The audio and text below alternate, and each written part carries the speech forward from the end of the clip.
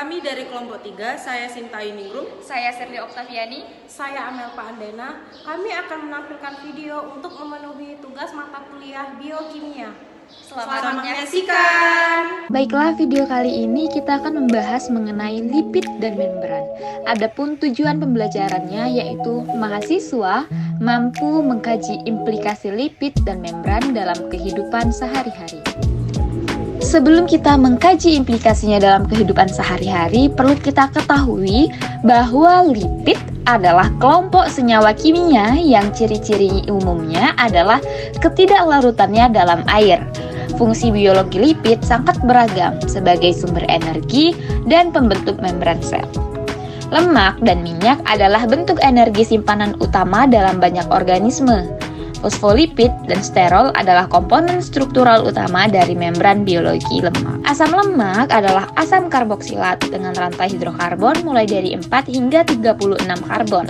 Asam lemak terbagi menjadi dua, yaitu asam lemak jenuh yang berasal dari hewani dan asam lemak tidak jenuh yang berasal dari nabati. Sifat fisik asam lemak sangat ditentukan oleh panjang dan derajat ketidakjenuhan oleh hidrokarbonnya.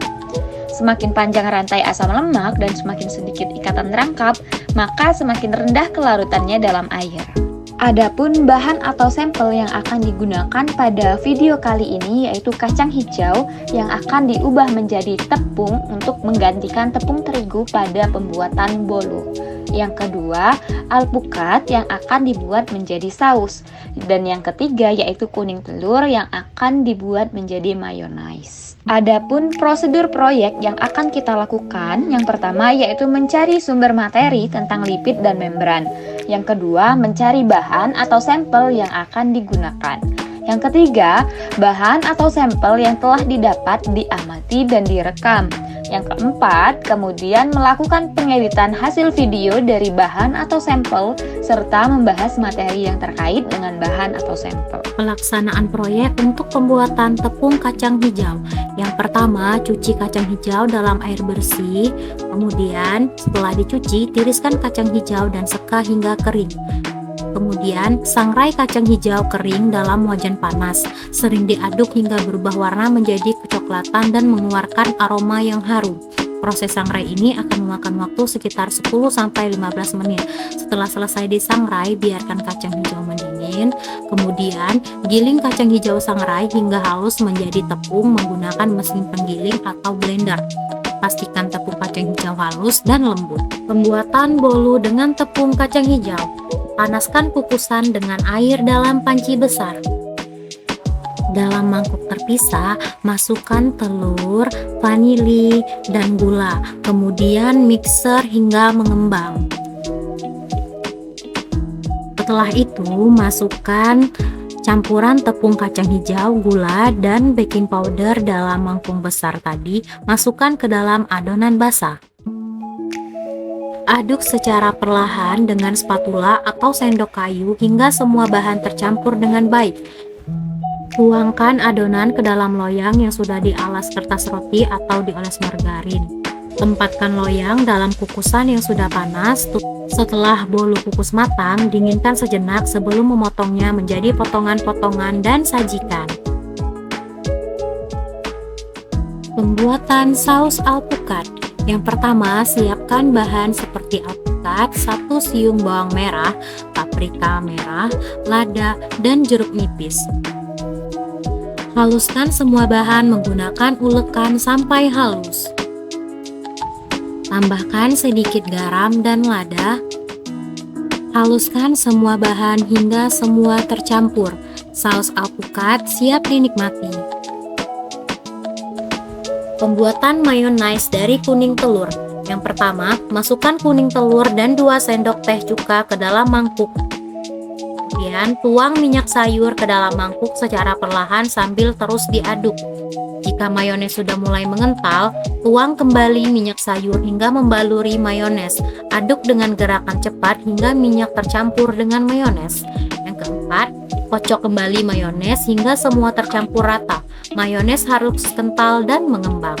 Yang kelima, tambahkan sedikit gula dan garam secukupnya. Mayonaise siap dinikmati.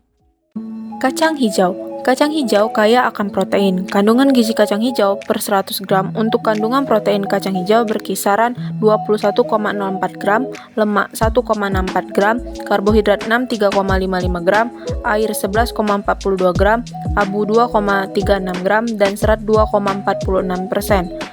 Tepung kacang hijau berasal dari biji kacang hijau, tanaman kacang hijau yang sudah dihilangkan kulit arinya dan diolah menjadi tepung. Tepung kacang hijau memiliki kandungan gizi yang sangat tinggi dan baik untuk pertumbuhan manusia. Berdasarkan penelitian Emma Lestari 2017 tentang karakterisasi tepung kacang hijau dan optimasi penambahan tepung kacang hijau sebagai pengganti tepung terigu dalam pembuatan kue bingka, hasil kadar lemak pada tepung kacang hijau yaitu 1,05%, sedangkan menurut SNI, lemak pada tepung kacang hijau adalah 1,55%.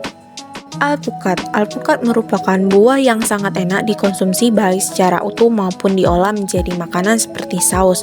Alpukat dikenal sebagai sumber lemak sangat tinggi, yaitu 14,66 gram per 100 gram, tetapi umumnya terdapat dalam bentuk lemak tidak jenuh tunggal. Kandungan asam lemak jenuh pada alpukat adalah 2,13 gram per 100 gram, sedangkan lemak tidak jenuh tunggalnya mencapai 9,8 gram per 100 gram. Kandungan lemak tidak jenuh tunggal ini membuat saus alpukat menjadi alternatif yang lebih sehat daripada saus lainnya. Saus alpukat memiliki tekstur yang lembut dan creamy, serta memiliki rasa yang segar. Hal ini membuat saus alpukat menjadi saus yang populer dan banyak disukai. Kuning telur. Kuning telur mengandung berbagai nutrisi penting seperti protein, lemak, dan lecitin yang berfungsi sebagai emulsifer. Kandungan lemak pada kuning telur bervariasi tergantung pada jenis telur dan metode pengukuran yang digunakan. Kuning telur mengandung sekitar 11,5% sampai 12,3% lemak yang berperan dalam memberikan tekstur dan kekentalan pada pembuatan mayones. Selain itu, kuning telur juga mengandung protein berkualitas tinggi yang berasal dari asam-asam amino esensial. Kandungan nutrisi lainnya pada kuning telur antara lain yaitu vitamin B6, folat, vitamin B, B12, A, D, E, dan K. Kesimpulan: 1. Lipid adalah kelompok senyawa kimia yang beragam yang ciri-ciri umumnya adalah ketidaklarutannya dalam air. 2. Asam lemak dibedakan menjadi asam lemak jenuh dan asam lemak tak jenuh. 3. Sifat fisik dan lemak sangat ditentukan oleh panjang dan derajat ketidakjenuhan rantai hidrokarbonnya. 4.